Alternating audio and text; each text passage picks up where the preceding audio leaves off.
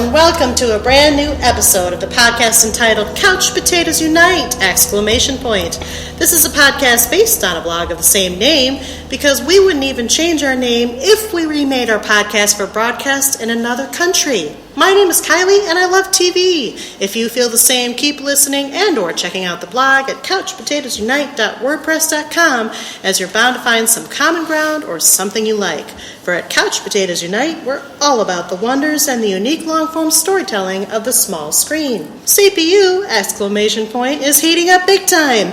As the 2015 to 2016 season comes to a close, we end our year on May 31st, wink wink.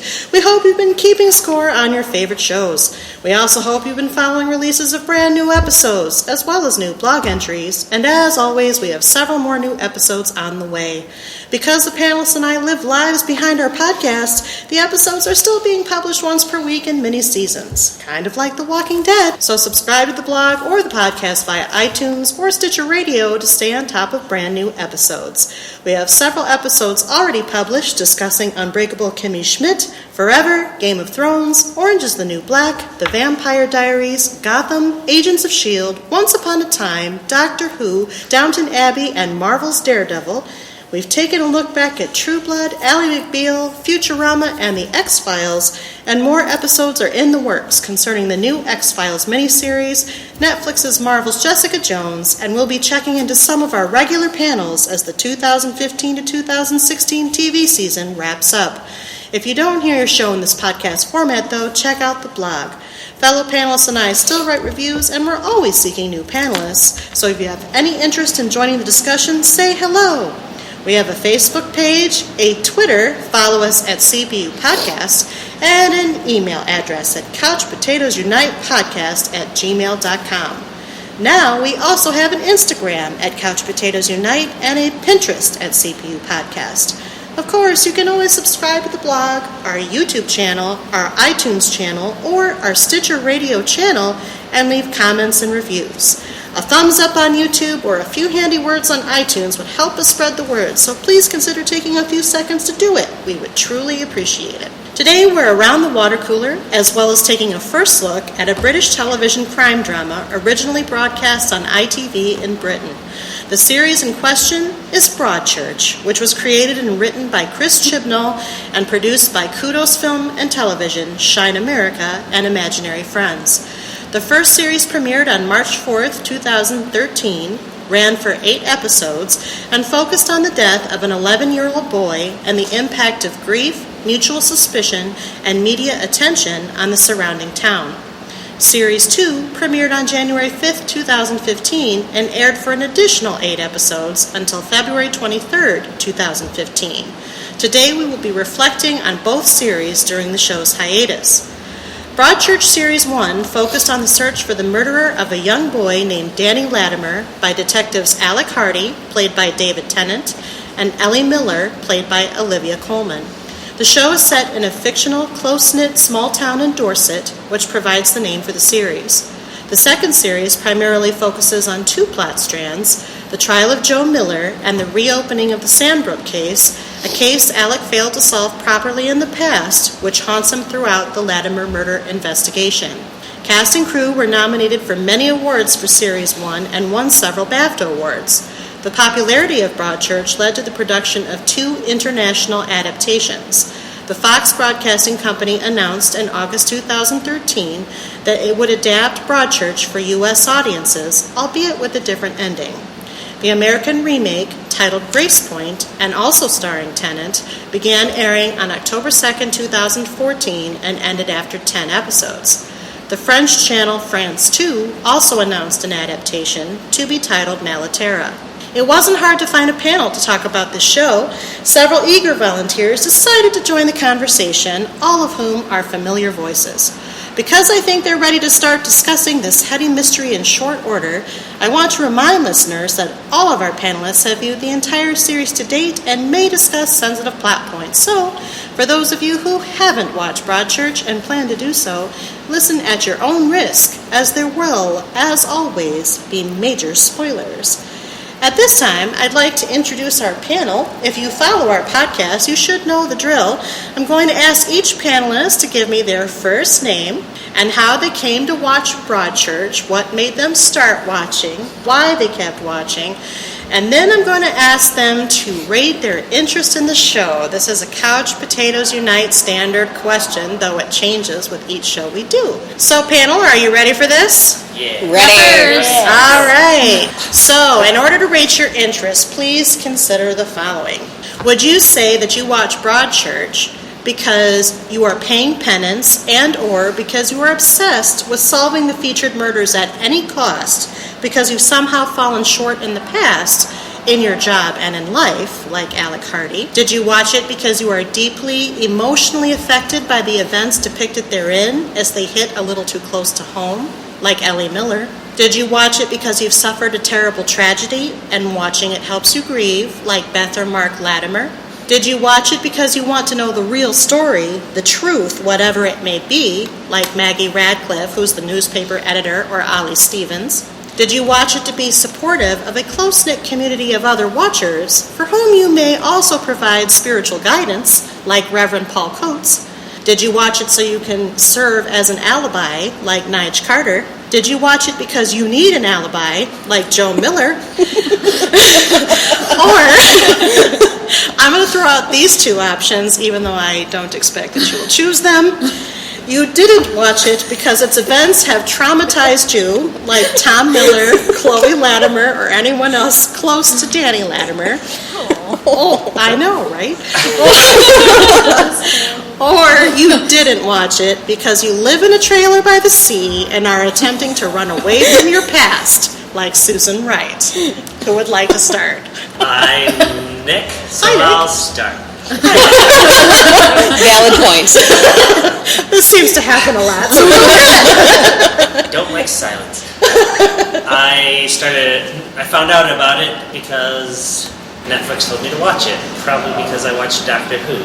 So you might also like this. I probably started off as an Alec Hardy. I like a good mystery, so that's probably the reason I started watching it. But I feel like I end up caring less about the mystery and more just about the story as it's unfolding. Which character was I said it? Alec. Okay, you're obsessed with that. Yes. And you fail at life? No. You said and or. All right, Nick, don't get defensive. What else do I have to say now? Nothing? Just why you watched it and your character. I feel like I did that. You did. You did. It was complete. All right. I'm Krista, and I watched it because my sister watched it and then said, you have to watch this show. And then she kind of mentioned it to me every time she saw me for the next, month, and then said, have you watched Broadchurch yet? And I'd be like, no, and then she would yell at me. So then I watched Broadchurch, and kind of I sat down and I watched all of it in 2 days or something because I got so engaged so quickly. I feel like I'm a cross between Alec and Ellie because I got very invested emotionally in what happened. Those last 3 episodes, I think I was sitting on the edge of my seat oh my God, who killed him? And I was really, really, really worried about the whole thing.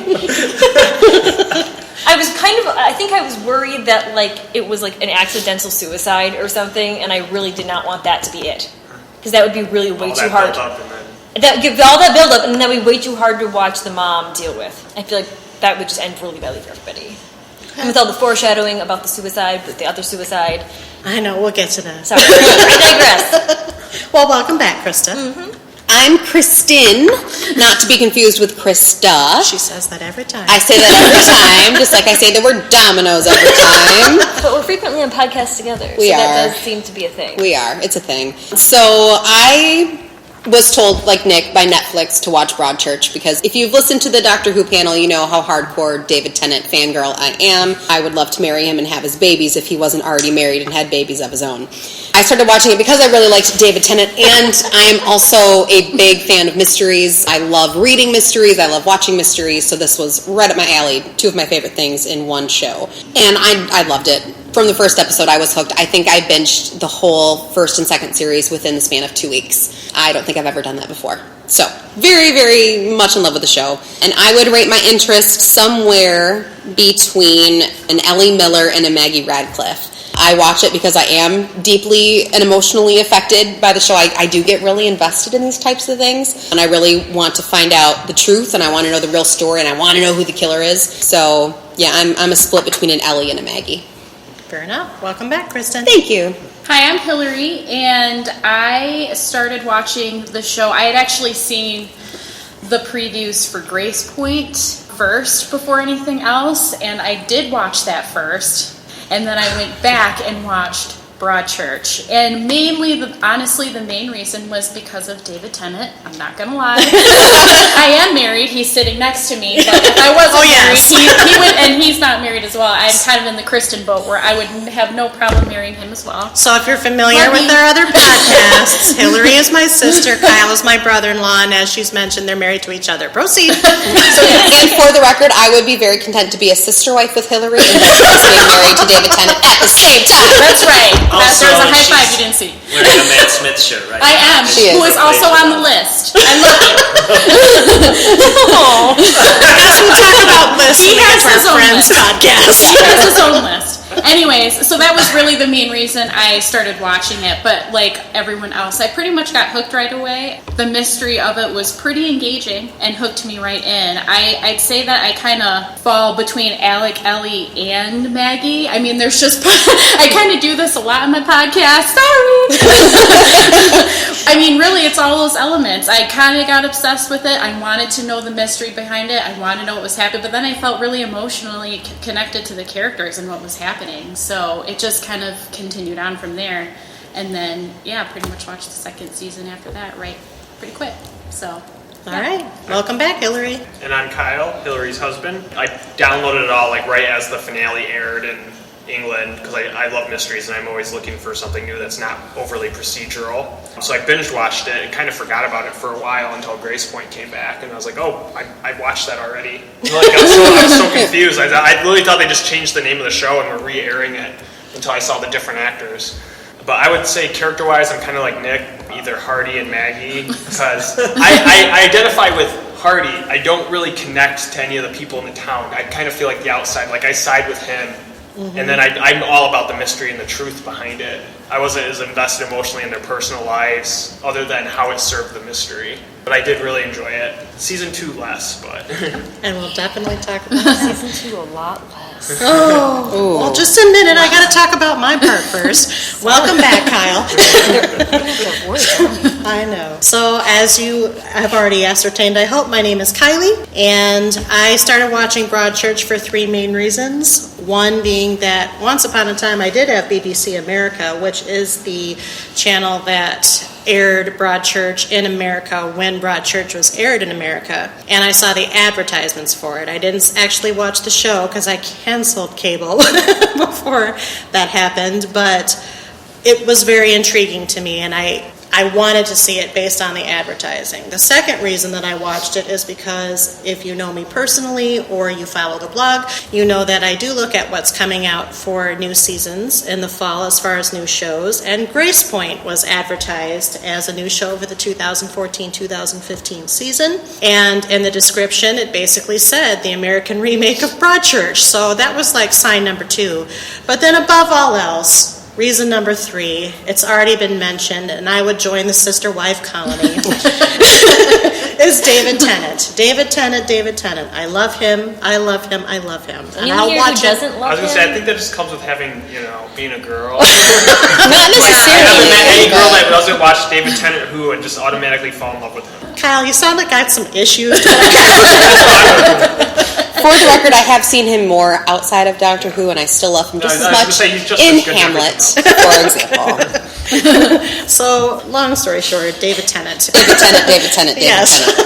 And I knew I was going to check into Gracepoint, but I am not the type to watch the remake before the original. I have to watch the original first. That's just my anal retentiveness coming through, so I watched Broadchurch. I would definitely be Maggie. I wanted to know the real story. I was emotionally affected, but I'm going to kind of talk about the emotional aspects of the show in a second. I think if I were to be anybody on this list, it would be Maggie, and especially in Series 1.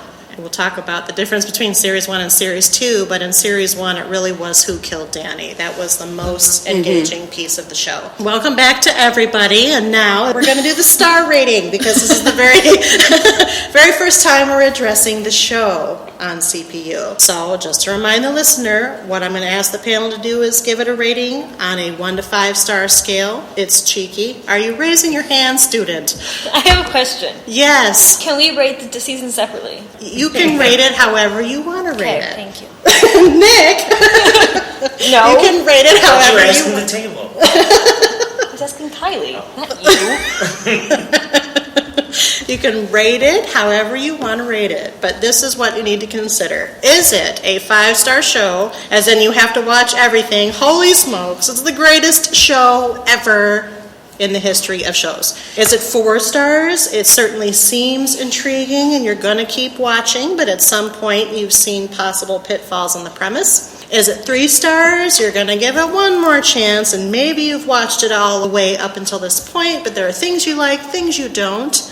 You're just going to keep watching to see which things will be given a chance to flourish. Is it a 2-star show, as in you've only watched part of it, or maybe you watched all of it, but chances were you were mainly bored. There was some intrigue or fascination that held it together, no matter how unlikely, but you're not quite convinced to keep watching? Or is it a 1-star show, as in, pass on this one, guys. It's horrible, it's a snoozer, it's not interesting, it's the worst thing in the history of shows. 1 star. How would you rate it? 5 stars. Okay. I'm just gonna go 5 stars across the board. Why? Because I really enjoyed watching it. It's very entertaining. Okay. The characters, the story. Season 2 isn't as good as Season 1, but I think Season 1 is so good that it would be hard for it to be as good as Season 1. Okay. So season 1, I would say is like almost 6. There is no 6-star choice. Okay, like 5 plus. Okay. 5 It's a hard 5. A hard 5. A hard 5. Fair and enough. then season 2 for me is like a 3.5. Wow. Big drop. Do you want to justify that? It just wasn't as engaging. I felt like some of the plot choices were just weird and out of nowhere, and some of them came to nothing. And I feel like the whole thing just got wrapped up really weird at the end. It just kind of felt like it built, and then everything just happened in like 1 or 2 episodes. We had a lot of meandering in the middle. I would agree with that. That I was just kind of like, I almost like gave up. So, Okay. and I felt like... Only 8 episodes. I know, and I felt like the trial was just so farcical that I kind of struggled a little. That's how they do it there. No, it isn't! The wigs are a thing, Krista. I realize that the wigs are a thing. I just think that some of their legal practices were a little far-fetched. Okay. Well, I would probably rate it a very strong 4. I loved season 1, Nick. I loved season 1. I mean, it gripped me from the get-go. I thought it was amazing. And David Tennant. Season 2, I'm not going to go so far as to agree with Krista. I would say that one, it wasn't as good as season 1, but then again, what shows really have a season 2 that is just as strong or stronger than season 1? So I was kind of expecting it, but I just got really frustrated with the outcome of season 2, but the ultimate ending of the finale of that series got it back to where it needed to be. But I was just kind of, my thing is, how long can they keep this going? And so knowing that there's only one more series on the horizon for Broadchurch before they put a close to it, I'm giving it a 4 for now, but chances are once we see season 3, whenever it comes stateside, my rating will probably increase to a 5 if season 3 is just as good as season 1. Okay. Yeah, I'd say I have some similarities with Kristen. Like, the first season definitely is 5 for me. I mean, just from the first episode to the last. It's really well written, well acted. The suspense is pretty continuous all the way through. It made me want to watch season 2. But yeah, when you come from such a highly advertised show and everything, and I don't think they ever plan to do a season 2, I mean, it's probably no. It's not going to be as strong as season 1, as they kind of already said. But for me, I think season 2 would be a little more of a 4, just because of, again, the things that Kristen kind of already said. I kind of felt like it was pushing towards that ending of season 2. There was lots of foreshadowing to it. I knew that they were going to kind of end up coming to the result that they did at the end of the season, and that was going to be the emotional draw. But other than that, yeah, I kind of feel some similar thoughts that have already been said about it, but that's what I'd say. 5 for 1, 4 for 2. I would say 3 overall, 4 for season 1, lower for season 2. It's not his kind of show either, honestly. I love mysteries, but Kyle does join our comic book panels with you a lot, and X-Files. Yes. And I don't know, like season 2 for me felt weaker because there's like very little for some of the characters from season 1 to do, like the Reverend. Like he's good in I think like the first 2 episodes, and then kind of just there. A lot of the courtroom stuff just made me I think it was supposed to make you angry because you're siding with the Latimers and all of that, and I'm getting attacked. But for me, like when I physically actually get angry watching something, then I'm like, I don't even want to watch this. So, I mean, it was good in the way they did it, I guess, because that's what they're going for. But it just makes me so angry to see and then all the hard work from season 1 and just get kind of kicked in the teeth by those lawyers. It just bothers me. Okay, so 3 overall is Yes. what you're saying. Okay. Fair enough. I would actually, my opinion pretty much aligns with Kristen almost all the way. I would rate it 4 stars all the way across, and for the very same reason. My initial reaction when I watched the first season of Broadchurch was, wow, this is really good, but I have absolutely no idea how they're going to sustain this show. Absolutely no idea. If they made it an event series, and they, like Gracepoint actually, and we might talk about Gracepoint because I did watch some of that as well. If they made it an event series and kept it at the 1 season, I would be like, yeah, Broadchurch, 5 stars, awesome. But it's also a very specific type of show. It has a very specific mood. It has a very specific tension. And if you don't like that kind of show, and I don't normally gravitate toward, I like mysteries, but this was a very moody, almost noirish mystery. And it was not necessarily my cup of tea. I love British TV, but this one was like, ooh, this one's going to be heavy. I'm going to have to emotionally prepare myself. So I think a lot of it was my initial reaction watching it was, okay, I know exactly where they're going with this. And if they solve this murder by the end of season 1, where are they going to go? And that's exactly what they did. So when we did get to season 2, I was like, well, so this is where they went. I'm not feeling it as much. But I still think there were a lot of really good things that they did in season 2. And we will talk about that. So welcome back to everybody. Let's get started. We've kind of telegraphed our feelings, talked about whether or not we liked the show right away or not right away. I think we all liked it right away. Kyle maybe a little tiny bit less than the rest of us. But let's talk about season 1. What did you think of it? Beyond, I love season 1. And David Tennant. And David Tennant. So unbelievably engaging. David, yes. The tone is really good. Like it is very unsettling as you watch it. Like, and especially if you binge watch it, and like the pressure just kind of amps up, and the uneasiness, just how uncomfortable you feel with these characters because you don't know who to trust, and that is done beautifully. It is. It was. I mean, since I binge watched, pretty much season 1 in about a week, there were times when I literally had to take a break and go get myself a bowl of ice cream to help me feel better.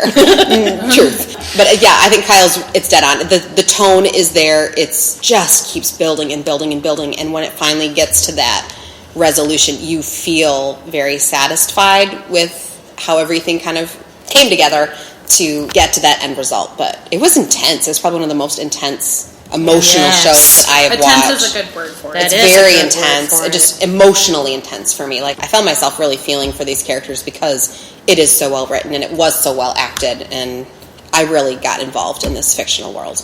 And it was beautiful. It was beautiful. Very beautifully done. The cinematography was the thing that I noticed immediately. Yeah. I loved how the titles faded in on whatever scene they had just finished. I was like, ooh, that's a great effect. Good job, director. And with the cliff, and it's a beautiful it was town. just Yeah. And it was the juxtaposition there. between the beauty of the town and the skeletons, ugliness of the story. I really enjoyed that because that was part of the premise, too, is this is a quiet little seaside town, nothing like this ever happens. I think in that first episode, I've watched it probably 3 or 4 times. I keep making other people watch the show with me. It's so emotionally raw and real in a way that you don't frequently see on television, of the family dealing with this grief. And when she's running down the road because of the traffic jam, and I don't know, it's a very powerful scene. You're meaning when Beth when they first discover she can't his body. find him, when she can't find him, and she's freaking out, and then she's stuck in this traffic jam because they found her body at the beach, and she just And knows. She just knows. Oh, it's like a mother's instinct, basically. Yep. And then Ellie's there, and isn't that when Ellie and Alec meet? I think they meet at the police station. Yeah, I do Yeah. as well, but they're very No, first. because he doesn't know who she is. You go get off the beach.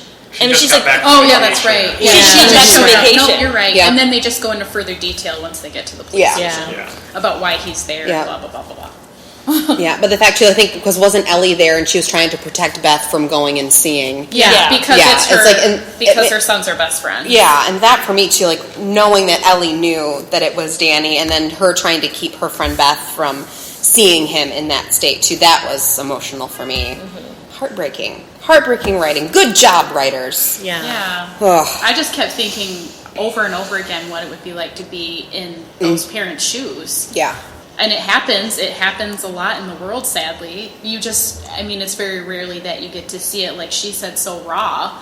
But that's the question that kept coming back to me, like, oh my gosh, like, I don't even know how I would deal with this. I have to agree with you. I think that's another testament, first of all, to the actors, but also to the episode directors and the way they paced it. There was a lot of intimate, quiet scenes within the home, out in the world, just trying to go on, just trying to, their daughter was having her own issues. Yeah. And I don't know the woman's name right now, and somebody can look it up if they want, but whoever played Beth Latimer, the mother, she broke my heart repeatedly because she was so good and so raw, and so I think she really channeled what any mother would go through, really. And just what I liked about it too is like it shows grief, like the different circles of grief, like from people who kind of sort of knew him. I mean, it starts with the family and goes out, and then family, friends, and you just see how grief affects this entire town. And I thought that was really interesting because normally you just get the family and then the kind of cold police looking at it. And this you see like the overall picture. And even the police are extremely sympathetic. Like they handle it very well. It's not like Except for Alec. Even he's not a huge jerk. Not to the Not as people much of as the the town. Right. But he is a huge jerk, but He's in a a really professional. lovable kind of way. Sure, because David Tennant. Right. How is it, yes, sir, how is it that you can be like a jerk but still make us want you? I don't understand. He's so charming. I don't know. I don't get it. Apparently I'm a sister wife too. I know. Join our colony.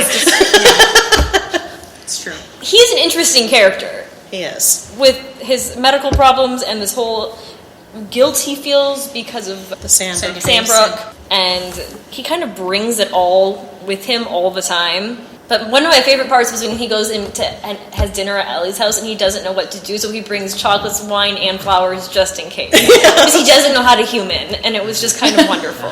And then the one he connects with, ironically, is Joe, who, spoiler, should we say it now or should we wait? I think everybody knows. I was gonna say, I think I think it's out of the bag. I think we Okay, know. if you're listening and you haven't watched it, this is the most major spoiler. Joe is the killer. Joe's Ellie's husband. Is Ellie's husband. And Tom's father, and Tom was Danny's best friend. and world-class creep. Yes. He had Tom is a creep. He's kind of a pedo. Yeah. I mean, they didn't actually go that far, It was I heavily guess, implied, but though. Yeah, I think it's it's very Tom. heavily Implied. implied. Like, he was a little weird, Tom. Tom. Well, because Tom knew. Tom had a sense of what was going on, and I think he He was just dealt with weirded it out. the way a kid that age would deal with it. Yeah, exactly. I would assume. I mean, how are you supposed to respond to that, knowing that your dad's going off and seeing your best friend, and there's all these different communications going on? Like, can't imagine that either. Yeah. And they even explain it at some point, maybe when Tom's being questioned or at some point later on, he mentions that Danny says he agrees to this relationship because he feels disconnected from his own father, Yeah. Mark, who we also come to find out was having an affair Fair. with the hotelier, who is Lucy, what's her name? Good job, guys. I get the I names think mixed it up is. with Gracepoint now. I know. Oh, it's Yeah. okay. I'll get their hand. Okay. We mentioned kind of my favorite scene is when Artie comes over for dinner. Actually, their little moments probably made me laugh more than those type of moments would in another show. Just because You needed that The release. moments of levity. But Yeah. I watched series 1 a second time, and the scene where he visits is like the worst. Yeah. Because that It's so interaction awkward. isn't just light and fun anymore. Yeah. Because you know that Joe's the murderer. That's interesting. You went back to rewatch it. So how was it the second time through? Better. Okay. Which is really weird because I went in for the mystery. But the first few episodes, you see these just minor interactions with the family members and the So people of the excited. town that when you watch it the first time, he's just saying, hey, Nige, and what's her face with the dog is just walking Because in in the, the background. beginning of the There's first just a lot episode, he of walks little through the things. town, he sees literally every single person in the whole show. And it's, the town's alive in that scene, too. Yeah. And that's like your only moment seeing it, and you don't realize what you're seeing the first time until Becca. you see the characters. Becca? Her name is Becca. I have a friend that got her confused with Beth, Oh, name-wise. It's Becca. okay. So the second time around is really great. I only saw, so when I watched it on Netflix, Series 2 wasn't on Netflix yet, so I only saw I went back to watch the first one with my wife. It was her first time watching it, and we watched Series 2 right after it. So I've only seen that one once. I don't know if that one will get any better, but... So when you were watching it, did you notice any like foreshadowing clues or telegraphing or anything? Yes, not that I can remember, but there was a lot of things that really annoyed my wife, who was watching the first time. She's like, "What? That seems like nothing. Like that's just casual conversation," and she just wanted to know why I was having like a reaction to what they're saying or each interaction. I can't remember any specifically, but there were quite a few. I actually can't wait to watch it again, which is weird because it is emotionally draining. It's not as emotionally draining the second time either, so you can get into the details a little bit more. Okay. Yeah, the one thing that I really liked, kind of from a behind-the-scenes standpoint, is that the writer and the series creator didn't tell the actors who the killer was until right before they were filming that scene. Like, even the actor playing Joe didn't know that he was going to be the killer. Oh. They didn't tell any of the actors because they didn't want knowing who the killer was before their character should have known, having that affect their performance or their interpretation of the script in any way. And so they really didn't tell anybody until So they were all right before suspicious? filming. That's interesting. Yeah, they didn't know. So The other That's thing, weird, and still there's foreshadowing in the scene, so... But Good it's job, directors. Yeah, but is it how they placed things in the scene, or is it more looking back we see the foreshadowing? Because at the time you wouldn't know. yeah, I don't think you can tell. One of the storylines that I enjoyed more was the Susan Wright, because when we're watching it, you don't know if she's just being... Oh, Susan. When you go into it the second time knowing that she really believes that Nige is the murderer. She's not lying. Because the first time I'm like, is she just trying to get attention? Is she just throwing... Yeah. Which made it really annoying, but she's not as annoying as you would think. She still has some issues with morality, but... to say the least. But she's not... It's a clearer story that unfolds a little better, and I think they had to tell it the way they did, because it's a pretty decent red herring, and then knowing it the next go around. I appreciate her choices she makes even as an actor and how they wrote it. She's a decent red herring, but I knew she was a red herring. Yeah. Right. It was too obvious. Right. Yeah, she was so adamant about who the killer was. Like, that But- she's off. Well, and she's the outlier. She's clearly a very unlikable person. very outcasty. She fits a Yeah. profile, if you will. Yeah. What they She really was very gruff. Yeah. did well was they're red herrings, even if you knew how obvious, it's too obvious too soon. The other one is, I'm trying to see what his character's name is, but oh well, Filch. Jack Marshall. Yeah, Yeah. that was one of my favorite, and Oh, that was probably the hardest heartbreaking. storyline to watch. But I didn't care that I'm like, I know he's not the killer, because the show is not as much about the murders as these relationships. Yeah.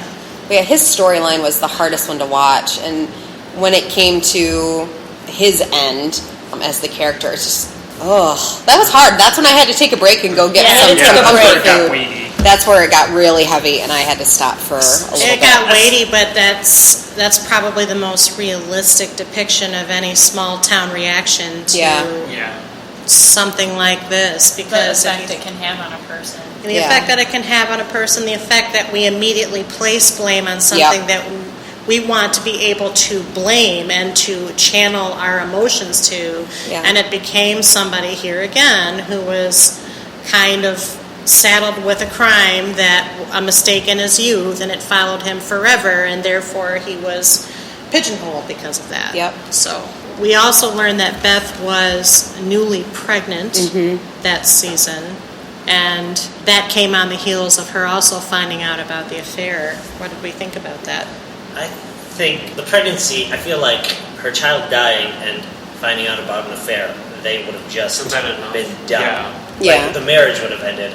So I'm not sure can't remember like what the affair like helped to tell the story, but I'm them needing to keep the family together for the purpose of the show. The pregnancy helped with that. Like they couldn't just give up on the marriage during this time.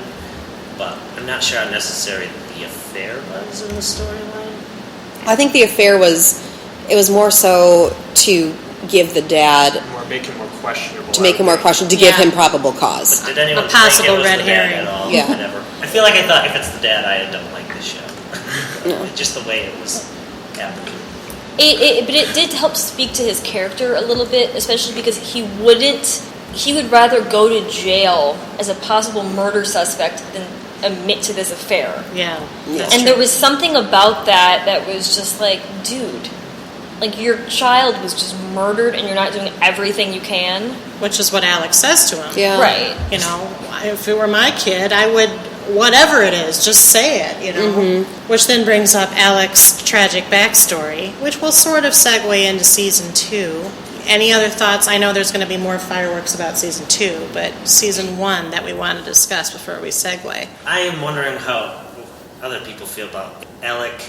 Is he good at his job with the scandal from the last one? And then in season 2, the reasons the trial is blown is like letting Ellie see Joe in. Well, he was really against that, wasn't he? Yeah, I don't think I he mean, would really do I think the thing with Alec is he's really good at his job. He's very good at his job. Circumstances make it so everybody sees him as this huge failure. Yeah. And they don't really see how he's excellent at his job. It's just all these outside forces. Like, he has the worst luck in the world. But he's a very competent police officer. Because Sandbrook was his wife's fault. That's right. Yeah.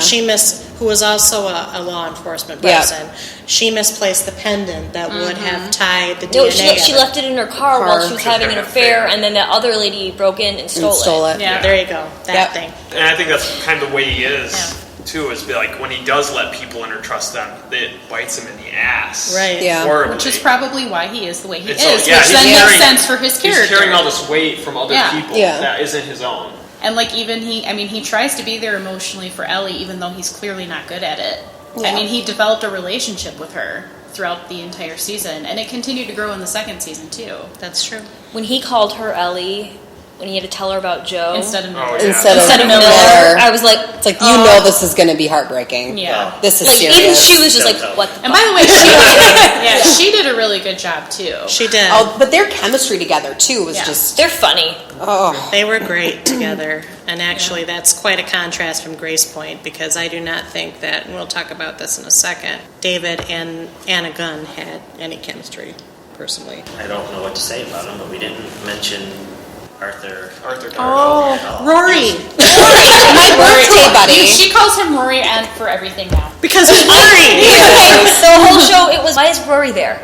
The whole time I'm watching it, and I'm like, It's a legitimate question. but it's just like, He was the first one cast, though. I know. He was. but it wasn't even that the character They were had trying to another get the name. Doctor It was Who just fans. Rory's also in this show.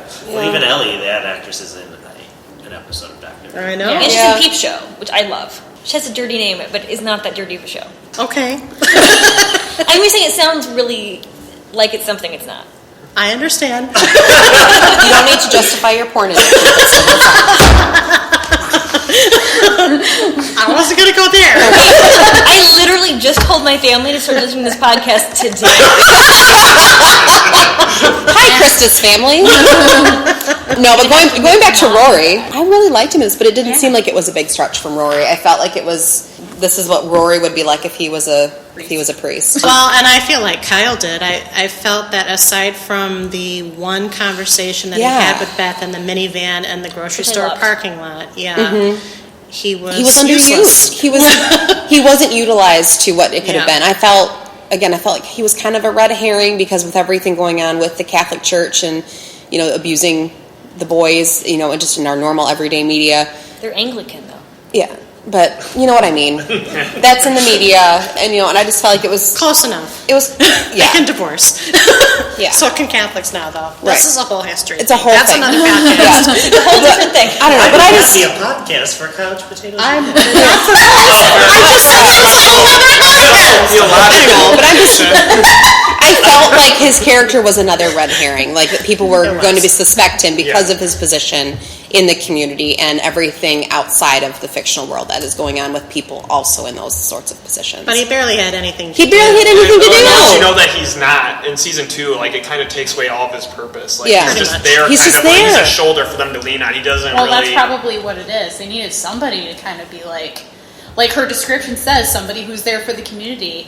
I mean, really, outside of that, living in that community would not be fun. Yeah. I think For Arthur Darvill, season 2, like, has my favorite scene when he realizes that Joe's going to plead not guilty. Yeah. He's like, the only reason I've been talking to you or that's helping true. you is like, you're that's reopening this right. wound. He And did do that He scene basically- really sums up season 2. It's reopening does. this wound when you can just let it, you can help these people heal. You've done something So, horrible. again, but we here's your chance to and it's you redeem taking yourself. responsibility for your And he's actions. just selfish.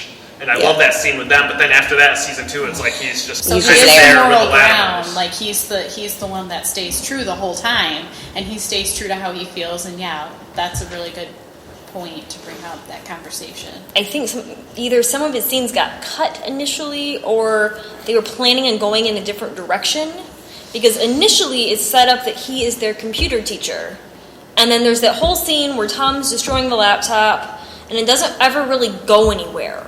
Well, wasn't Broadchurch supposed to be 10 episodes and BBC cut it down? I don't know, but I feel like they're at least. Because Gracepoint is the full. Gracepoint is the full time. Gracepoint is 10, but 8 is Broadchurch like a is standard supposed to- British season. It is. But So- I feel like there at least was an initial plan.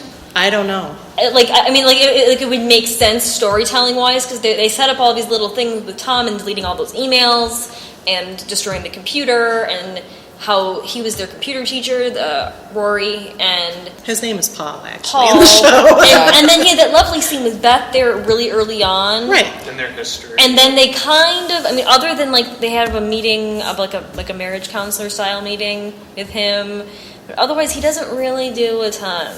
No, he So doesn't. at least initially it felt like he was like going to be a big part of it. But if he wasn't Rory, would you have cared as much?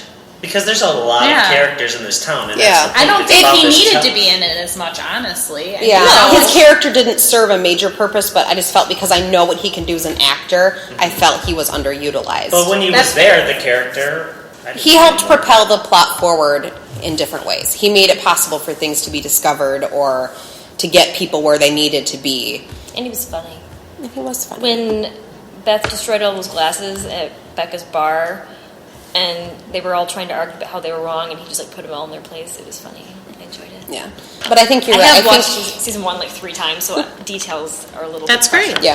But I think you're right. I think if we wouldn't have been pre-exposed to Arthur Darvill in the Doctor Who universe, I don't think we would be having this discussion about the minister right now. I guess what can really be said is that anybody could have played that part. Anybody could have. Anybody could have. Maybe he needed the job. I don't know. He's on Legends of Tomorrow now, so... But if anyone could have, I think it seems like that because he did well. He did there so are well. some scenes that I think would have been easy to have not done well by someone else. Yeah. Okay.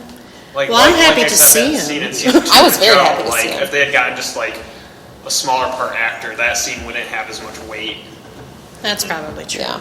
But also, this is a good segue because we're kind of bridging into season 2, and I feel like right. season 1 was universally kind of loved here. So let's talk about the one that wasn't. What did we think about season 2? I hated Joe. Well, you're supposed to. I'm supposed to. But I just hated him. And going back, when he was talking with Paul and, Paul was counseling him on how to accept it, and just the fact that he just all of a sudden pled not guilty, I about screamed at my television. I was livid with Joe. Because he admitted to it. He did. Yeah. And then he pled not guilty, and then, surprise, he got off. Let's talk about the War of the Barristers. Yeah. Oh my God. How did we feel about that side plot? Did not care at all. No. Yeah. I felt it I detracted didn't care from about the their movie. histories, No. or like we didn't need to know. It was I felt like they put more into it because they couldn't maybe get some of the other actors from like the town of Broadchurch. Like we needed to buff these up, or I don't know. I didn't need it either. The reason I wanted season 2 was for more of the characters from season 1, so it was hard to care that much about them.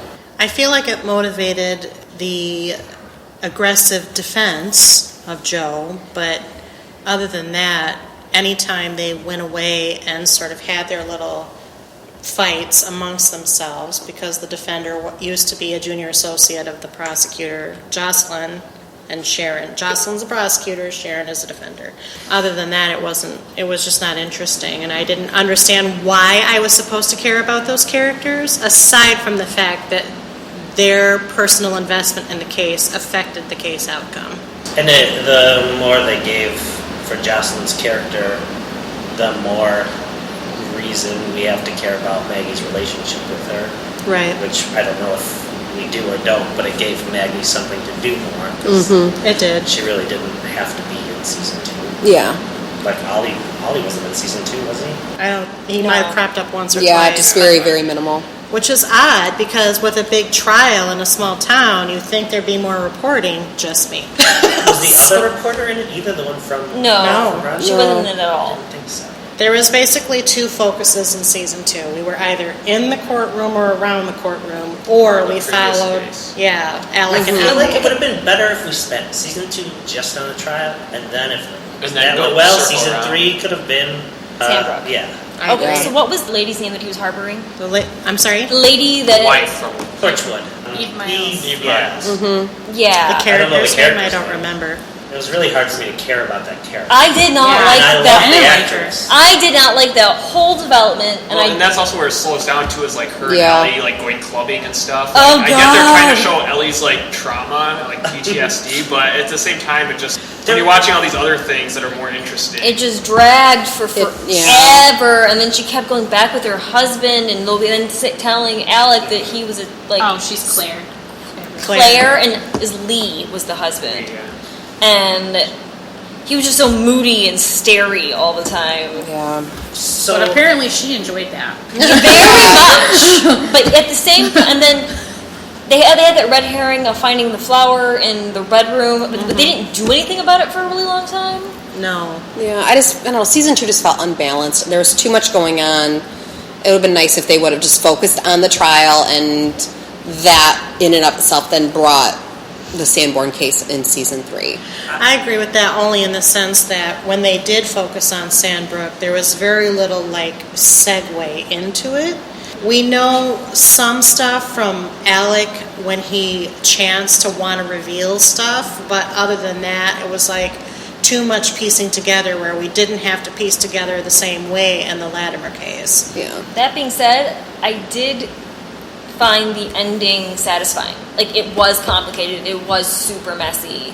It makes sense why it kind of fell apart. So at least how the actual murder took place, I found to be a good wrap up and a good ending. It wasn't unfulfilling, I guess. Yeah.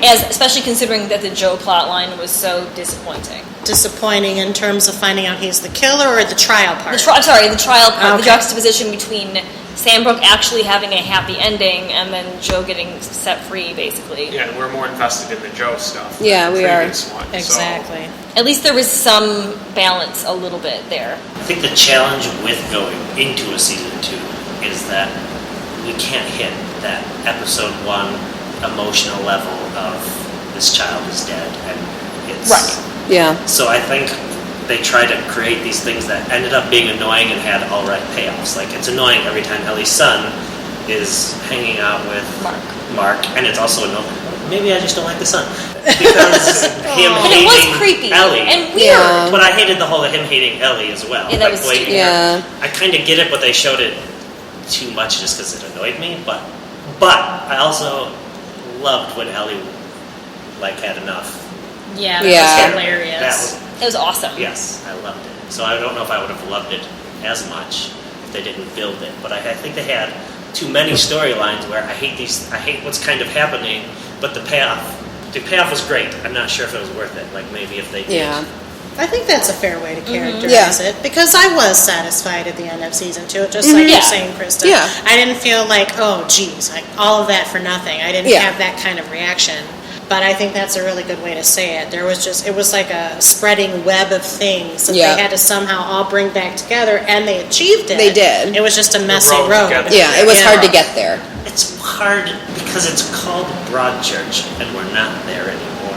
We're Right. all over the place with the trial. And Yeah. we have a lot of forgetting Sandy. Sandbrook. Sandbrook. It was a difficult challenge, but I wanted them to do a season 2, which they did. I don't know when they decided to, but season 1 ends with it says Broadchurch will return. Yeah, they made that choice immediately because the They did. ratings were so high. And they did the same at the end of season 2, announcing that there would be a season 3. They're not filming it until this summer, which is the summer of 2016. I do wish a little tiny bit that they had had at least a glimpse of Claire in the last episode of season 1 to somewhat set up the fact that Set she'd up, been yeah. there the whole time instead of Yeah. Yeah, it's like- Retroactively saying, "Oh, he came to Broadchurch to hide her and for this plot line, not Right. really for the one that you think." Right. right. I mean, Yeah. I understand that it got tacked on, but they had to have some sense of where they were going, or maybe they didn't have any clue at all, and they just It's hard to say. I mean, There was a disconnect with a couple of things as it came out that didn't feel like it had that yeah. foreknowledge. yeah. I think especially every yeah. scene with Alec and his wife, I feel like it was mildly contradictory to the story, even though everything lined up with what they said in the first series, but it still just didn't feel like it was true to what the first series set up. There was just something off about it. I think they definitely mapped out season 1. I mean, season 1 is very self-contained. You could take it on its own. You could watch it. It's a great show. I think they might have been surprised by the season 2 renewal and had no idea where to go. That being said, Added a lot of things. despite the fact that the trial part made me crazy, what else would they have done? It had to be the whole trial, and they would not have had a full trial if he had pled guilty. That's true. So I mean, even though it was annoying, it had to be that way, from a storytelling standpoint. But if he would have pled guilty, and if we would have had the trial wrapped up within the first half of season 2, they could have gone back to Broadchurch, focused back on the town and how the town is now affected after the aftermath. Yes. We really didn't get to see a lot of what happened to Which the town. might be season 3. I mean, there was a realistically. little bit of, the effects to Ellie. We saw the Yeah. effects to Ellie, how people reacted towards her after knowing officially that it was Joe. But not yeah, we everything didn't else. see what else happened in the town. We didn't really get that picture to go back to Broadchurch, which, namesake. Let's go back to the namesake. That was the other storyline, the Ellie-Beth relationship. I kind of understood, the but I sister? didn't want her to hate Or it. no? Yeah, I know. Yeah. You'd think she'd be a little more understanding, especially after time. It's not exactly like Ellie's happy. Well, 'cause Right. and the one thing She was beaten up on her a lot. The one thing they didn't address is that, Beth's main problem with Ellie was how could you not know? And the only thing they didn't ever say, and Ellie couldn't have been the character to say it to her, but it's just how could she not have known? If you're going to put Yeah, you're that on friends Ellie, with her, too. then it's you didn't Yeah. know where your son was going or what was happening or where your husband was. Yeah. So how can you Or you you should didn't actually be more understanding. But I know it's Yeah. not a logical, emotional process. Right. But it just was frustrating, and that's why I'm glad at the end they were at least standing near each other. They agreed on how that the town was going to heal from Joe. I don't know. I kept saying that too, though. I kept thinking the whole time she was going to be more empathetic to her rather But than. it did make Mark add to his empathy because he kind of did understand that Ellie was a victim too. That's true. Yeah. But at the same time, it's hard to watch her just hate her for episode after Ugh. episode. And then she's screaming at her in the street, and her water breaks, and she blames that on her too. You're screaming at her, Yeah. That was a good moment for Ellie because she could have easily been done with Beth and not. Yeah, she she even helps said, her. "Get away," and she's like, No. No. You're being ridiculous. So Ellie's probably my favorite. Yeah, she's probably our eyes into this world, really. That's an interesting choice, though, isn't it? Alec is the one coming He's the outsider. Yeah. But yes, that is an interesting choice, but I think that's what makes the show so successful, is because Ellie, her particular tie to this town, the fact that it's her small town that she's protecting, it's her kid's best friend, it's eventually her husband that is the murderer. I think she's the nucleus around which everybody else revolves. And because of that, she manages to maintain this sort of, she's emotional, but she's more even keel. I mean, I think they set up Beth to be her contrast. She's the overly emotional one. She's the one who won't think straight. She's not rational, whereas Allie is the rational one. And she's the one that the directors are trying to funnel us to see through the world and to react. Despite moments of very much irrationality. Well, but she's human too. No. But that's a nice, like a contrast to Alec. Mm-hmm. Of like, he never lets his emotions get in the way, which probably makes him a better police officer. But also a really repressed human being who has health issues. Emotions that are driving him to go forward in the case when it might actually hurt the case because of his health. Like, at some point he should have stopped, probably. He's tunnel vision. He's so just... He has that singular focus. Yeah. Anything else you want to say about season 2? Or, I mean, we've mentioned kind of how we wish we would have liked season 2 to go. And I actually agree with you, Nick. I wish that they had kind of split the trial out and the Sandbrook case out. They could have overlapped it with something else, like more town reaction. I feel like they jam-packed too much in. So my question for you is, as Kristen noted, season 3 has been announced and apparently announced as the final season. Yep, and it's the plot line for season 3 is that there is a sexual assault that has taken place in the town. That's so it's not even potentially related to the case. It's a whole new I like that element. I mean, I don't like sexual assault. I mean, right, but the article that I read, it didn't say anything. All it said is that a sexual assault has taken place in the town of Broadchurch. That's all they said. And Alec will still be back. Yep, the main people are returning. Joe. Well, he's been banished. Acquitted. He's been banished from the town too. I know, but I'm wondering if he's going to end up coming back. I don't know. I know like the main supporting players are all back. The Latimers are back. Paul or Arthur Darvill, he's back. But I didn't see anything about Joe being back because they did ban him. I would imagine they would. I imagine he's and I imagine because people want to know, even though there was a resolution, like you can't even tell he's me. Still out there. Yeah. He's somewhere, but he's not in Broadchurch anymore since they essentially sent him packing. That's true, but he's already murdered somebody. I don't think he would care. And he still exists in the world, and he's still Tom's father. He can write letters. He's not still just not. I don't think he'll let Ellie go. I don't think so either. I don't know. I think he's what we know of the character. My prediction is he's going to think he has been acquitted in everybody's eyes. I mean, I think he's kind of singularly focused that way. Like, see? I think he truly convinced himself that he was a victim. Exactly. And that's how he reacted to the reference. It's his town and they don't understand him. Exactly.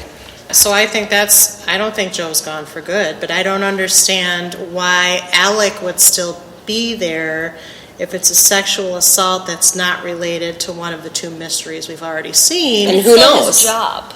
It's still his job. I mean, he had taken the promotion away from Ellie. Oh, that's right. He has a permanent appointment, I guess. But he also said he hated Broadchurch, so who knows? Yeah. We'll find out. That being said, with season 3. Could he get another job? Like anywhere? But you know what I mean? Like, could he transfer somewhere else? Or, he kind of has. I mean, he has a lot of name recognition, and not in a good way. Alec Hardy. Yeah, they made it sound like this was his last shot, his last chance. Yeah. Oh, I suppose you're right. So we'll find out. I guess. That's all we can say. But this might be a nice happy medium between season 1 and season 2. Well, season 1 obviously is the high point, but this might be halfway in between. Better than season 2, but not as good as season 1. Correct. All right. I don't know. I'm cautious about season 3 because I feel they wrapped up season 2 so well. They closed it with Joe being banished from the town, essentially by everybody who was involved in the case. I don't know what season 3 is going to do to help make this show any better. I'm very cautious about this one. I'm still going to watch it. I'm still going to watch it. I'm actually kind of glad season 3 is probably the last. I'm very glad about that. Yeah, they couldn't do. Yeah. They couldn't maintain Yeah, the they know where suspense. they're going, and they can actually end on it. Right. You know. Which justifies my 4-star rating, because that's Yeah. exactly Well, what I 'cause felt. Isn't the Broadchurch showrunner, isn't he the new guy who's taking over Doctor Who, He now that is. Stephen Moffat? So Yes. that's another reason I think this is the last season, because he has a bigger project on the horizon. A much, much bigger project. In our eyes, at least. Yeah. But also I'm 50 assuming years like- worth of shows. Yeah, I was going to say, I think there's a lot of I people think that it's were just right. arguably a bigger deal. It's arguably International audience. Yes. International, yes. Surprised we didn't talk about why everyone loves Broadchurch, but why Gracepoint failed. Well, I can get to that. Lovely segue. I haven't seen. Yeah, I refused to watch Gracepoint because I heard it think was the problem is not they as... literally just tried to Xerox it They with did. lesser actors. Yeah. It's like you keep David, and then when you have David Tennant with lesser actors, I mean, a couple of them are good, but for the most part, a lot of the side characters are just, it really, I don't know, it just, you lose all that, like, all the tension and suspense that you see in Broadchurch. You see the same scenes minus that. I don't know why in this day and age that there's any reason to do an American version of a BBC Yes. show. I know, everyone's speaking the same language. Gracepoint We all came get out it. after I watched Broadchurch anyway, so I just don't even, maybe they just haven't realized that. Yeah. That we all have Netflix and know how to use it. Or that you had BBC America and watched it on BBC America. I Yeah. mean, that's I my think- thing. I But just- Gracepoint, I mean, I know it probably ended differently. I couldn't get No, past... they kept saying it was going to end differently. They promised did it it? would. So there'd be a different pillar? And it Oh literally my was God. exactly. That's why I watched it. Remember 'cause I didn't me see the having, point. I had a phone conversation with you and I kept saying, okay, listen, this is their big ploy. They keep saying in the commercials and like in interviews that it's going to be different. It was not different. No, it was I could only- literally, So it Carbon was- copy. So I it could was only still get through the female 3. detective's husband. yes. Yeah, and that's what saying bothered Just David different Tennant. They wouldn't actors. tell him who the killer was in Gracepoint, but they assured him it was different. And that's one of the reasons And he signed kept on to saying do it it. too. He was like, intrigued to it's see going to be how they're kind of gonna. fresh. he How was they were going to intrigued to see weave how- it yeah. differently, but then it wasn't. It wasn't different. fresh. To think about it, who would have been in a more impactful murderer anyway? Even if they changed it, it can't. It being Ellie's husband is I The think, most shocking yeah. result. Unless Well- it was Ellie. That would be very And- shocking. When you watch Pretty Grace, shocking, but I would hate the show. Yeah. Oh, no, I'm just saying that's the fair, only way. too. If it Same were thing. Alec or Ellie, was the only way it could be more shocking. Like Mark Yeah. in real life, that would probably be worse. Or the For mom. the show, that I Ooh, still it could have think been it'd be Beth. as- Ooh, that would have been interesting. and But watching also Gracepoint, it's a little more hate-worthy. obvious. No, Yeah. none of them are correct. And That's Like, Chris it is couldn't just be- off brainstorming It things. couldn't be anyone but Joe to be as good as it was. Yeah. yeah, well, even when you watch Gracepoint, like the scene where he comes over for dinner, Joe, or if I can remember if they changed the name for Gracepoint, No. he keeps asking, about the case, and like needling him. Like you can tell he's a little too interested. And so, like having watched Broadchurch, I was already like, oh no, they're going the same route, even though they're saying it's going to be different. Yeah. Gracepoint, I could only watch 3 episodes of. I gave it the old college try. Having just watched Broadchurch, I can tell you that it was pound for pound the same pacing, the same characters. They tried to set it in a California coastal town that was not nearly as idyllic. You couldn't believe that there was a small town like that in California, which is another thing. I mean, maybe California is... They said it in Maine. Yeah, maybe. That was my question, Yeah. because there was whaling and, sea life adventuring and stuff like that. I was like, why didn't they put this in New England? David Tennant, I love you a lot. Please call me. American accents are not his best because he's so heavily Scottish. That came through a few times. And he had no chemistry with Anna Gunn, who played, her name was the same, Ellie Miller, her name was the didn't same. even change the names. Well, Some Joe of them and most of Taylor them are didn't. pretty Some of them American. they did, some they didn't. So weird. Joe I mean, Miller she was the just same, coming yeah. off of her Emmy win from Breaking Bad, and so Yeah. she had just come Yeah. off of like her. her. Yeah, and Breaking Bad, she is completely amazing. Like She's the wife. Crush- of Breaking yes. Bad. She wasn't bad in the show. I just just felt they like didn't they have didn't fit They just didn't together. have good Yeah. chemistry together. Yeah, That was It made necessary to him, get through it made him Broadchurch. seem more unlikable. it really Gracepoint. did. I actually found, even though he was almost kind of gruffer in Broadchurch, her reactions to him were much more, I guess maybe it's the American side, just more dramatic, like, oh, how can you even be like that? Oh my God. Yeah. Whereas Ellie was just throwing out, terse British sarcastic comments. Yeah. Like, oh, thank you very much. And la la la la. She Yeah. was way in Gracepoint. She was way more bitter and angry at him because he got her job. It's like it wasn't his fault. I know. So their entire relationship was. So yeah, did he she, is still Joe Miller. Right? Yeah, I saw that. Did she and Gracepoint, like, Ellie would say things like, make her snarky comments and be mean, but also be like, here's some fish and chips, here's a coffee. Like She brought in burritos once. Yeah. That's the American fish. I know. Here's a burrito. I mean, Have a she better brought all the actions were the same. Most of the dialogue was the Was the same. same. Yeah. Most of the character names were the same. I mean, it was like it was way worse than The Office season 1 copying the British Ugh. Office. It was way worse. And that because was it bad. I would Yeah. describe it as that remake of Psycho. With Yeah. literally word Which for word is about different actors, but they can't terrible. capture any of what made it special. Yeah. Right. It just lacked something. You can't reproduce something that was already there. So Unless nobody was able to see the original baby. Yeah. Could have been Yeah, I a don't know little what better. Fox Plays. was That's why thinking. plays I work. mean, they just wanted some No, ratings. I know. but- Yeah, that's what Fox was thinking. Yeah, they thought the it was ratings are perfect. huge. Let's grab it. Yeah, David Tennant, huge, and then she just won her award, and like they probably just thought it was a can't lose scenario. but they canceled it. Because it was a loose scenario. Yeah. Because I think either people watch Broadchurch or it wasn't the type of show that would garner a serial audience. You have to stay invested from Yeah. A to Z. You can't pick it up every other week if A you're lot of- busy. and a lot of them, I don't think a lot of Americans are used to that. We have so many, and for so long, from Columbo to Murder, She Wrote, now Criminal Minds, CSI. It's you get a murder, the murder happens and is solved within 45 minutes. This is a whole season that we're Yeah. focusing on. And the American season was longer. So Yeah. Maybe that was part of it too. 2 extra episodes. But that's what I heard, that Broadchurch was supposed to be 10, and BBC cut it, and Gracepoint was like, we'll put them back in, make it different. Well, that was the wrong Nothing call. was different. I watched it first and then watched Broadchurch. And I I was think like, there's this more was better. padding with the hotel lady, the lady that owns the hotel. I think they filled her in and had more scenes with her and David Tennant, but Yeah. they didn't add anything to the story at Her all. character's interesting to me in Broadchurch, though, because she's in a lot of, like, we're going to get this together type scenes. That was always, like, that she's one of the few at the end of season 2 standing there. I don't know. That's a very interesting choice. But I felt like she was like making herself do it out of some sort of guilt. I think Or preserving her business. I think Rory was bringing her too, or encouraging her. Like, I want to be there to support, but I don't Yeah, feel because like they're there. dating. in the Yes, they second- are. In the second season. And then Rory's they dating kind of- Becca. It's so weird. Yeah. Yeah, that was weird. I was That's like, weird. really? It's a weird development. and the Her characters presence thought the is same weird. thing. What? Did you? Yeah. So what I think is fair to say from the 3 of us who watched it is that you would recommend Broadchurch Oh, yeah. and not Just, Gracepoint. yeah, don't even.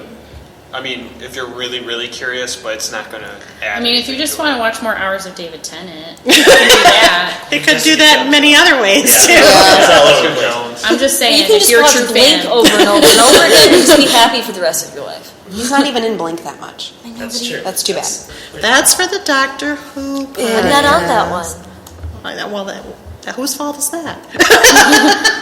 Whose fault is that? But I'm ching. Will you continue watching Broadchurch? Yes. I mean, yeah. Yeah. I've Yeah. already watched the couple I'm a little more seasons. reserved There's after only one. season 2, but I'll still watch it. It's I think only it'll one go up. more. Yeah, it's only. Yeah, it can only It's get just, better. Yeah. it's just not his kind of show. I mean, Yeah. he mostly will just kind of watch it more or less, probably because I'm watching it, but it's not It is an equal partnership, isn't Yes. it? marriage. So yes, you'll all watch season 3. Yes. Yes. Once it comes to Netflix. How would you say Broadchurch? Right, no. Fair true. enough. How would you say Broadchurch compares to other TV shows? I think it's better. I mean, like, just British TV in general is better than most American. I agree with that. I like British TV There's less better filler. than It's- American. You get. Sorry. This is an echo of the Downton Abbey discussion. Well, it's true, though.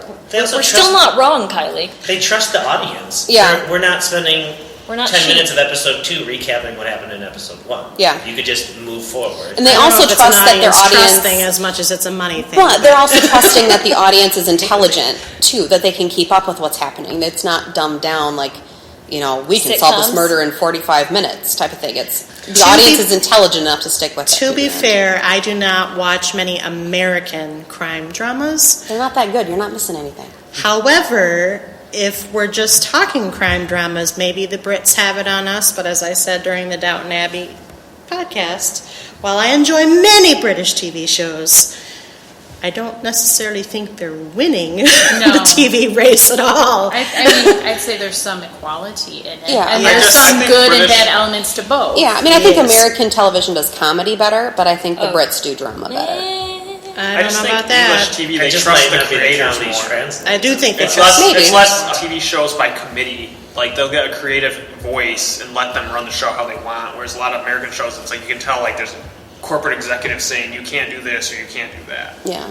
I just Now, because of Netflix, though, a lot of the Netflix original programming is really setting the bar. Well, on HBO and AMC, they're yes. Yeah, They're getting there. Yeah. Yeah, I guess when I think about network or American TV, I think network TV, and that's just got awful. oh, it's I don't think all of it's god awful either, but it also is genre specific. and Yeah. you don't watch all the crap either. No, Yeah. I You're don't. only seeing the stuff that lasts. There's a lot of garbage that gets There real is. fast. And if you follow the blog, you'll know that I I don't. issue. Don't listen to when we do when I do the fall selection, I mean, basically, I'll go through each show and I'll watch all the previews and I'll say, nope, passing on that one. Yep, picking up this one based on trailers. And then if the buzz further torpedoes it or it gets canceled, then they just keep falling off the list. So, and that's really how you have to do it. I think that what finally makes it over to us from Great Britain is their non-crap. Yeah, exactly. I think I'm the best sure stuff they have gets... some not great stuff over there. We That just is don't correct. know about it. Exactly. So where we benefit from the imports, they benefit from our exported to their imports. So Yeah. that's why I say I don't think there is a horse ahead in this race. But What they say do la more vie, teach his often own. is they don't drive good show into the ground and milk it for every cent as often. Like BBC's good shows, really good shows, other than Doctor Who, I guess, might only be 1 or 2 series long. Whereas American Office, I don't even know how many seasons there are. 8. That had 8. Seems like a lot. And it should have been canceled after 6, but that's okay. I know That what you're might saying. also just be an NBC problem, which Which we've talked also. Too bad Spencer's not on this podcast Yeah. because NBC is NBC kind of is a hurting stupid. network right now. yeah. Anything else you want to say about Broadchurch, Gracepoint, David Tennant? He's a very attractive man. Anything different? Is he going to be in season 2 of Jessica Jones? Yes, That's he the is. report. That's the, He's a phenomenal actor. Anything else about this show? You should check it out. Oh. It's watch worth it. It's worth it. It's is worth your definitely time. worth it. I would I recommend mean, it even as if you well. don't love David Tennant, it's still like a good show. I agree. Who doesn't love David Tennant? I'm sure there might Crazy be one people. person out there. At this time, I would like to thank Kyle, Hilary, Kristen, Krista, and Nick for joining me to discuss Broadchurch and, to a lesser extent, Gracepoint. We will reconvene this panel after we get a hold of Season 3, however that may happen, because in America it's quite unpredictable. Until that time, keep your eye on couchpotatoesunite.wordpress.com. We have several more new episodes coming down the pike. Like us on Facebook, follow us on Twitter and Instagram and Pinterest, and also you can subscribe to any of our channels, including YouTube, Stitcher Radio, and iTunes. As always, keep listening, keep watching. Thank you for joining us today. Bye-bye.